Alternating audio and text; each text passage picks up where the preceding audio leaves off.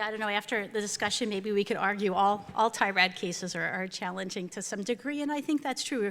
We were just having the conversation in the back.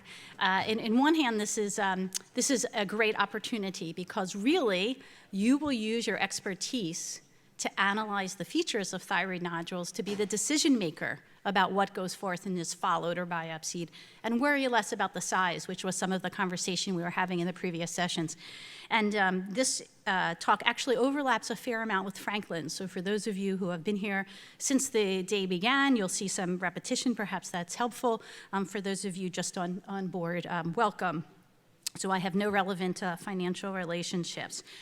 So when I, on an everyday basis, am sort of thinking about how to use TI-RADS, I think I can boil it down to sort of three really challenging areas where I said we're going to have to use our expertise, and that is correctly classifying echogenic foci. And burn this word into your mind. Try not to say calcification, and try to think of dots as echogenic foci as a lead point to entertaining the possibilities. Really, and Franklin mentioned this, mixed cystic and solid nodules. What is spongiform? What is not spongiform? And what are some of the nuances of mixed cystic and solid nodules to pick the cancers out of the crowd? And then margin features. Margin features are very subjective and require a lot of detailed analysis. And I think we'll boil it down to maybe these three categories. So we saw this before. This is AACR TI-RADS in its full glory, and Franklin showed a whole lot of fancy laminated pictures that he has all over his ultrasound lab to make sure that everyone is familiar with these. I don't think your technologists and the technologists that are in the audience, you have to commit this to memory. What you do need to do is have in your mind, what are the suspicious features I'm looking for, and the rest will take care of itself. So this may be a little bit blurry. I just magnified it right from the chart. And we're going to talk about echogenic foci. And echogenic foci come in a couple of different flavors. We can see that there are none or large common tail artifacts, and we'll look at some examples. Macrocalcification. Macrocalcification means an echogenic focus associated with distal acoustic shadowing, just like anywhere else in the body. Peripheral rim calcifications we're not going to get into. Franklin covered that nicely. And then this, punctate echogenic foci, which may, and in fact more often, are not microcalcifications, and we'll talk about that. And then this little boxes that are at the bottom are incredibly important. Large common tail artifacts, it defines them V-shaped, greater than 1 millimeter. Macrocalcifications, as I mentioned, they cause distal acoustic shadowing. And then punctate echogenic foci may have these small common tail artifacts. So this is a slide that actually shows what psammoma bodies are within papillary cancers of all types. And as a matter of fact, in some papillary non-cancerous lesions, for example, meningiomas, what psammoma bodies are in essence sort of a sloughed dead papilla that has developed dystrophic calcification for whatever reason. And these have a very high specificity for papillary thyroid cancer when they are histologically seen. You know you have a psammoma body on the slide. It therefore almost always is a cancer. Some unusual cases of Hashis can have it and so forth. But in pathology, when you see a psammoma body, you know you have a papillary thyroid cancer. Now, microcalcifications, or at least what we think are microcalcifications, are supposed to be aggregates of these psammoma bodies. And microcalcifications were defined as punctate less than 1 millimeter in size, no distal acoustic shadowing, and in thyroid literature have a reasonably high specificity for papillary thyroid cancer. The key is they are almost always in solid and hypoechoic nodules because papillary cancers are almost always, particularly classic forms, solid and hypoechoic. So I have a couple of examples here. Notice how these are solid, hypoechoic, and they actually have a variety of calcifications, which is very common among papillary thyroid cancers as well. But again, emphasizing in solid and hypoechoic nodules or portions of nodules. So this paper was referenced before. These are actually cancers. These are all papillary cancers that have echogenic foci. Within this cohort of cancers, if you see an echogenic dot, is it a microcalcification? The answer was no. Even in proven cancers, the minority of these were psammoma bodies. They were other things that cause bright dots. Other types of calcifications, colloid, back walls of cystic spaces. So even in cancers, those dots are usually not pseudomoma bodies, and we're going to talk about in benign nodules the other echogenic foci that we see, and as you would imagine, even less likely that in a cystic nodule, that same dot is going to be any sort of a calcification. So this case was referred in a nodule with microcalcifications. And my eye is drawn to a number of things. It's drawn to these very long and linear echogenic areas, which are the back walls of these cystic spaces, and then these other echogenic foci, which clearly have reverberation artifact. And previously, people were using the term microcalcifications. If I had to point to one single major advantage of all of ACI or TI-RADS, it's the introduction of this term echogenic foci. Do not think or say calcification, think echogenic foci, and then you're going to subcategorize from there. So of course not, this was a benign hyperplastic nodule. Now, one of the concepts that I think is really important about thyroid nodules is the vast majority of nodules are not mass lesions. They're actually architectural distortions within the thyroid parenchyma. So many of us, being diligent radiologists, want to apply all that we've learned about mass lesions to thyroid nodules. So for example, if we had a renal lesion that had internal flow, we'd be very concerned, and rightfully, that it's a renal cell carcinoma. But if you instead say, most thyroid nodules are not mass lesions, they're architectural distortions, a lot of those rules go away. The most typical appearance of an architectural distortion is something we call a spongiform nodule. Here's a histologic slide of a thyroid. Here's the normal follicular architecture with colloid, and here's a nice big spongiform nodule. It's an architectural distortion. It is not a mass lesion. So it's fine to have internal flow. It's fine to have ill-defined edges, and we're going to talk about that. It's fine to have a lot of the things that are not okay in mass lesions, but that is not the analysis that we want to do. And they're not uniformly benign. We saw a case of this in Bill's literature that he quoted. Very, very rarely a papillary thyroid cancer can have this appearance, but really all the guidelines are willing to let these go because they're relatively uncommon. So spongiform nodules, you have to set your own mind's eye about where you want to call a spongiform nodule. Roughly speaking, the definition that most people use is a nodule that has at least 50% interspersed cystic spaces, hence looking like a sponge or a Swiss cheese. And I think 4 really great examples of spongiform nodules. Many of them have these large echogenic foci with reverberation artifact from inspissated colloid within these nodules. So this is important because if you think you're dealing with a spongiform nodule, you are done. You have 0 points. You do not assign any other points for any other findings. So really where you draw the line in the sand, so to speak, spongiform or not, is in fact very important. Let's talk about these now echogenic foci. They are no shadowing, and they come in a variety of different shapes and forms. And the pioneering work on this was done by Mike Bieland up at Brown. And he said, let's sort of define these. Let's give this a language. And he divided them into large comet tail with an inverted triangle behind, linear without a clear triangle. Look at how big these are. Definitely longer than a millimeter. And then round and punctate, a little bit less specific. Here's the classic appearance of the large comet tail in a large colloid cystic nodule. And in real time, this is much better appreciated. We can see these little reverberation artifacts as inverted triangles behind the nodule. And in this pioneering work, what they found in a small series is that these 2 on the top were uniformly benign, and the ones on the bottom, a minority of them were cancers, as the highest being in these very, very punctate, small and round echogenic foci. And so these are the potentially worrisome ones, and the top really not so much. They went on and he teamed with Harshan Mali at UCLA, and they did this really fabulous study with over 1,000 patients that were coming for biopsy. And they assessed echogenic foci into 5 different categories, and I'll show you examples. Punctate without artifact, echogenic foci with small, less than 1 millimeter comet tail, large comet tail, clump-like peripheral with shadowing, and they recorded the number and types of echogenic foci for all of the nodules that were undergoing biopsy. And this is right from their paper. Punctate, no artifact, small comet tail, physically measured here at less than a millimeter. Our friend, the large colloid reverberation, and then clump-like with shadowing. So this would be a macro calcification, the other examples of other types of echogenic foci. And what did they find? Almost 75% of the nodules had echogenic foci. So papillary thyroid cancer is rare.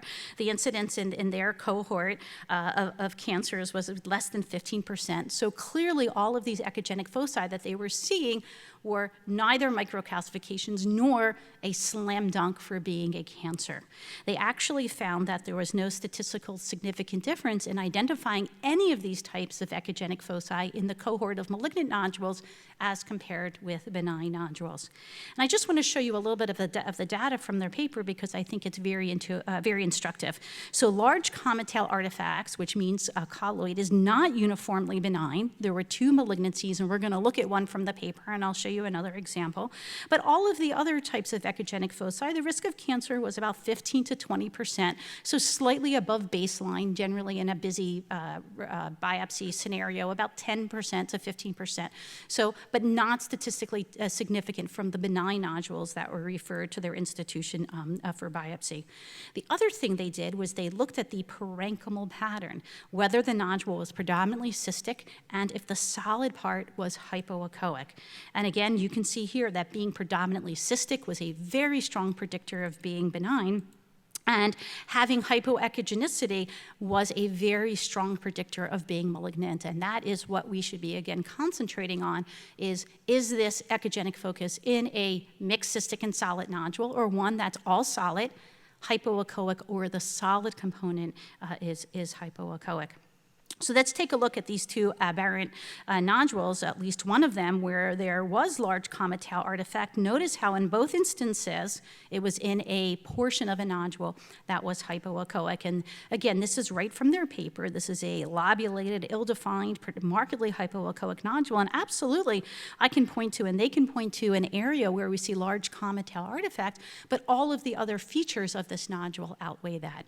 So some people think comet tail artifact equals colloid equals benign. No, usually it does, but it can occur in a malignancy. Many malignancies have areas of colloid. It's always all of the different features. So if you see comet tail in a solid and hypoechoic portion of a nodule, again, cannot emphasize this enough, that's the suspicious feature. Additionally, they found that the number of echogenic foci per nodule increased the risk of cancer as an increasing number of any kinds were found. So if you just had one of the different types of echogenic foci, your risk was relatively low, but if you had more than 2 types, you had at least a 25% risk of being a cancer. So this is a nodule that we had recently in our lab. It's about a 2.8 centimeter nodule, and there's all kinds of echogenic foci that catch my eye here, and I'll be showing you a cine in just a moment.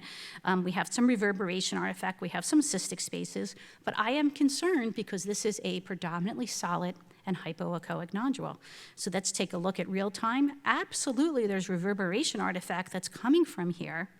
But in several other portions of this nodule, there are other types of echogenic foci. And so that is what is suspicious about this particular nodule. Let's see if my clip will play. Here's the color Doppler. Notice how none of the criteria talked about vascularity. I'm not going to get into that. But vascularity by itself is not a predictor. It's only a predictor of malignancy if it occurs in a package with other suspicious findings, particularly in the United States. And this was a papillary thyroid carcinoma. And again, it is the solid and hypoechoic nature of this nodule with the echogenic foci that is the concerning finding. Just a potpourri of microcalcifications in papillary cancer. Here's one. That's predominantly solid, and here's a very large cystic one where the area, the solid component, is what we concentrate on, and we'll get into that as well. This sort of tough-like looking area literally looks papillary and is announcing itself to the world, I think. Look at me, even though I'm mixed cystic and solid, I am a papillary thyroid cancer. These are the trickier ones, these ones that are linear without reverberation artifact, but notice how this is in a solid component of the nodule. And again, a teeny tiny small comet tail, but it's within the solid component of this nodule, not really a mixed cystic and solid nodule. We see a case like this about once a month where people want to call this area in the center of this nodule calcifications. The nodule sort of looks like it has irregular margins and it's hypoechoic, but look at how bright this area is and how large it is. There's no distal acoustic shadowing, and this is what the nodule looked like 3 months earlier. So just a pitfall of a colloid-containing nodule which can spontaneously regress or after it's been biopsied can involute, and as that colloid sort of aggregates in the center, it can fake you out as being being a type of calcification. Don't fall for that. So a very interesting article that I actually came across just recently, so I apologize, it's not in your handout, but a very interesting point about ultrasound features and how we perceive them with respect to nodule size.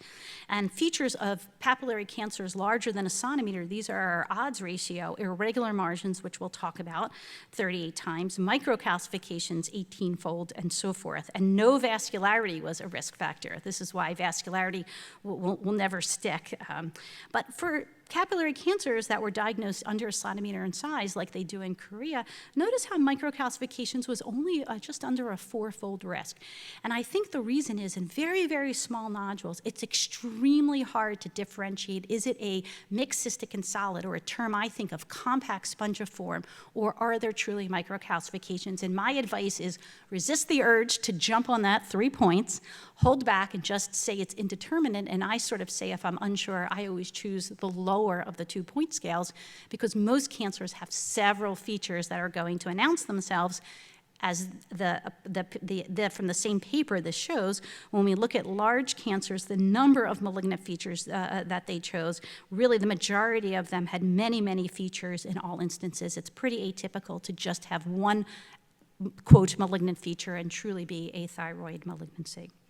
So take-home points, echogenic foci are most concerning when in the solid component of a nodule, and especially if in combination with other features such as MART hypoechogenicity and other calcifications. They're most commonly misinterpreted to be microcalcifications in those small nodules, and large comet tail artifact does not always mean benign. Be on your guard if they are occurring in combination with other suspicious features. Okay, composition, generally straightforward, but a couple of nuances. We already a little bit tackled spongiform or not, but we're going to revisit that a little bit. And where you draw your line between all solid and predominantly solid. So just refreshing our memory, these are the spongiform nodules, which in essence means game over. You are confident it's a spongiform nodule. If it looks like this, you don't apply any more points for echogenic foci. Literally game over. It's spongiform, done. You don't need to do another thing. And where you draw the line, as we mentioned before, is somewhat subjective. And this was the nodule I showed you before. So nodules that are solid or predominantly solid, it's interesting. There's a little bit of a difference in opinion between the lexicon that was published and then that user's guide that Bill and Franklin and Jenny wrote, and they sort of say about 5% or less cystic space, you can call the nodule predominantly solid. So if it's 49% cystic and 51% solid, you don't want to be calling that predominantly solid. And where you draw the line is going to be subjective. So I've seen people call a nodule like this predominantly solid, and I've seen people call a nodule like this predominantly solid. I personally would call both of them mixed cystic and solid, and that's a point difference between those two. If you were to be using the ATA, this would be low suspicion. This would be very low suspicion, so I think our endocrinology friends got it right by having these at lower levels of suspicion. So we touched upon this before, the mixed cystic and solid nodule. About 6% of papillary cancers are predominantly cystic, which is defined as at least 50% cystic content. And actually the ATA Atlas that we saw before, Susan Mandel, who's the major author of that, is from my institution, and we share slides. So I had to laugh because a lot of the images in there are from our shared slide decks. This was a benign nodule. Franklin doesn't need to worry, we biopsied it. But the cancers usually announce themselves. That they have tuft-like areas, they have calcifications, they really look quite different than this nodule, which if you were to suck the fluid out of here would just look like a normal little island of thyroid tissue. Again, that histology side is always in my mind sort of a disruption of architecture and so forth. And this was a really excellent paper in the American Journal of Neuroradiology, which sort of walked through the complexity of mixed cystic and solid nodules with an ascending risk of cancer as the solid component becomes less concentric and more eccentric, and certainly heightened when that solid component has other features such as tufted, irregular margins, calcifications, and so forth. And Franklin alluded to that the next version of TI-RADS may be adding some of these components to the analysis of mixed cystic and solid nodules. So most cystic papillary cancers, I think you can pick out of the crowd. Here's one that has this very large solid component, very, very vascular here, calcifications, colloid galore. And here it is in a cine loop. where really the solid component looks just like the papillary thyroid cancer I showed you earlier, just in this case living in the middle of a cystic nodule. And just again, a potpourri of cystic papillary thyroid cancers. Hopefully you would pick these out of the crowd. And again, notice how the suspicious ectogenic foci are in the solid components, not in the mixed cystic and solid components of these nodules. So most mixed cystic and solid nodules, in fact, are benign. Remember to analyze the solid component of the nodule. And a question that comes up about reporting nodules, you use the whole size of the nodule when using the TI-RADS, even if the solid component is just a small little excrescence in it. It's the outer diameter that we're going to use. Okay, margins. So here is margins, and we have ill-defined, and ill-defined and irregular are not the same. And particularly the Korean papers, you want to be careful. These are very different, and we'll analyze that in a minute. Ill-defined does not carry weight in thyroid world, and we'll talk about why.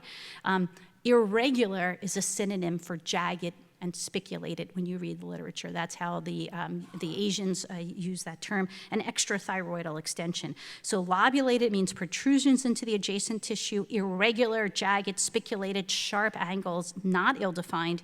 Ill-defined is not a big deal for the reasons we discussed before. If you think about an architectural distortion in a thyroid, it almost by definition will have ill-defined margins because it's not a mass lesion. It's just a patchy, ill-defined area of architectural distortion. I borrowed this from the breast literature, which defines all of the margins that people look for when doing breast ultrasound analysis, and all of them hold true as a risk for thyroid malignancy, again, with the exception of the ill-defined margin, not in thyroid land. The breast does not have ill-defined patchy areas. It has mass lesions. So we're going to depart from our mass lesion analysis when we think about that. Just a potpourri again of examples: spiculated margins, tentacle-like areas extending into the parenchyma, jagged, irregular margins. Here's a nice taller than wide nodule with coarse calcifications. Again, tentacle-like areas, and a commonality again, solid, hypoechoic. Most thyroid cancers have several abnormal features, very unusual to just have one that grabs your eye. The evaluation of margins is very operator dependent, and it really requires very careful analysis of all of the margins. For those of you that can capture cines, I highly recommend it, particularly for this feature. I think it's very helpful to try to catch some of these more subtle marginal features and so forth. Lobulated margins, whether they're macroscopically lobulated or just small lobulations, again, architectural distortions tend to lack that. So if you see a little lobulated area in a nodule, that should be viewed with suspicion. Microlobulations as well.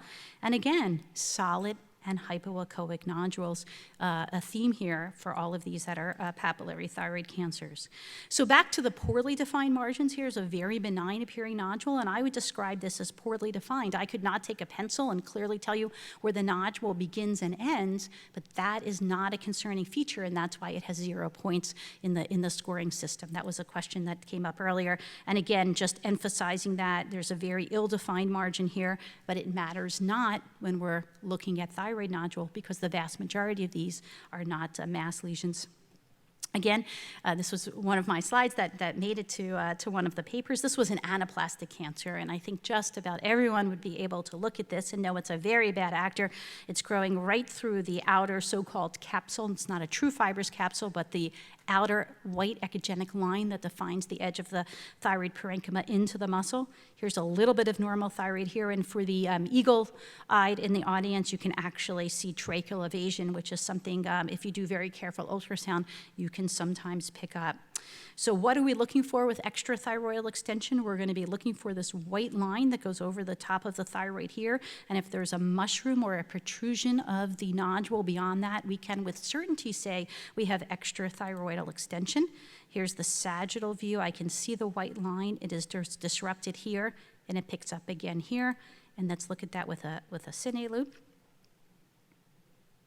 So you can hopefully appreciate this little mushroom of tissue. And we have another very important clue. We have metastatic lymphadenopathy, both posterior to the thyroid back here, as well as prelaryngeal, and as well as lateral cervical lymphadenopathy. So this was a fairly aggressive cancer demonstrating all of those features. Here's a close-up of the extensive central compartment and a little bit of the lateral compartment lymphadenopathy. But more often than not, we don't have gross invasion, and instead we may be just looking at a thyroid nodule that abuts the capsule. There is literature to show that if the abutment is at least 50% of the diameter there's a very high risk of some sort of invasion. It might be microscopic, it may be macroscopic, but that is in fact what we are looking for. And if you zoom up here, again, I think maybe the eagle eyes in the audience could appreciate there is this little mushroom of tissue extending beyond the contour of the thyroid, which is very suspicious. Now, sometimes we're going to have a false positive. This is a very recent false positive where one of my very amazingly excellent sonographers had this very magged up view, and she was very concerned about a break in the capsule here, but that was just a feeding vessel. These were not papillary thyroid cancers. The patient had a cancer on the other side, as it turns out, and so that was just a rare false positive here. So we can define definitive extrathyroidal extension when we truly see the disruption of the so-called capsule. We can be very concerned about it if we see a lesion that has greater than 50% contact with the margin. And we have a very high negative predictive value if you can clearly see normal intervening thyroid parenchyma over it. As it stands now, the TI-RADS considers just a bulge without any of these features suspicious, and I would very, very respectfully disagree with that particular characterization. I do not assign 3 points to a nodule that's just bulging the capsule into which I can actually see normal parenchyma going over it. So here's definite extrathyroidal extension. Then you just say this is certainly a cancer, and you don't need to add points, but again, this would have gotten all sorts of points. If it's questionable, this is a suspicious nodule where I am uncertain, I will assign that 3 points. But often a very benign hyperplastic nodule just happens to be in the isthmus or in a location where it's very innocuously bulging the capsule. That is not suspicious in my mind. So take-home messages for these. Ill-defined margins are not suspicious, unlike in other disease processes. Aggressive margins, meaning infiltrative, jagged, spiculated, and irregular, is a synonym in that sense. So ill-defined, not irregular, are not the same thing. Definite extrathyroidal extension, we know we have a cancer, and beware the bulge.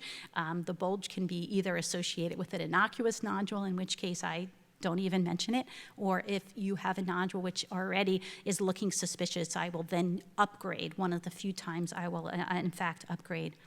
So in my opinion, I think that these are some of the challenges of TI-RADS as it currently stands. And for those of you that were in the last session, it is meant to be a pliable guideline. It is meant, and it is currently under revision with us, a number of sites reporting back our experience about how well it's working, with the intent to either dial up or dial down the number system as it stands if we've overcalled or undercalled.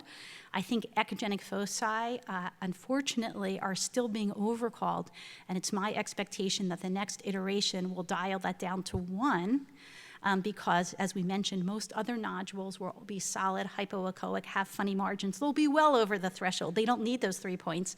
And the ones that are marginal, if they're only being boosted up to a higher category just because of people worrying that these are echogenic foci, we'll solve that in one fell swoop. And Bill Middleton told me that already the data miners are working on that, fortunately.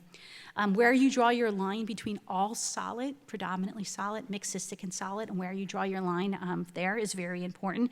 And again, this marginal analysis, don't overcall the budge if the nodule is usually not suspicious. And as we mentioned before, this is not a system that's going to detect all cancers in the world. I am getting some feedback from endocrinologists in our area. This was feedback that I received. This particular patient had her ultrasound somewhere else, but I was asked if I would agree with the characterization of this nodule as a TI-RADS 2. And technically speaking, it is. It's mixed cystic and solid. The solid component is iso or hyperechoic. And at least on the static images that I was provided, there were no calcifications that I could see. In retrospect, I'm wondering if I had a cine, if there may have been some very subtle microcalcifications in there. But because of its size, it was biopsied, and this was a papillary thyroid carcinoma.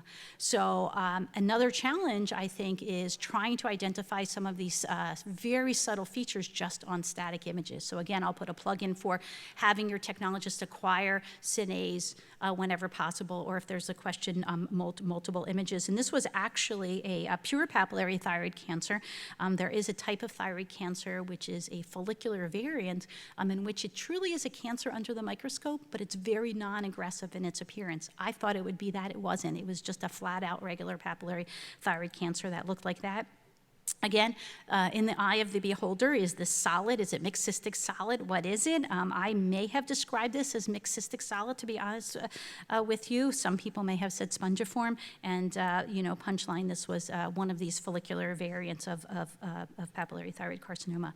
So I don't think that, I think, as I said before, let's view this as an opportunity to add our expertise to thyroid interpretation by feeling comfortable identifying and tackling all of these subtleties, and hopefully we'll have a de-emphasization over time on size, and this will add value to us by being really able to triage the suspicious features from the non-suspicious features. And thank you for your attention.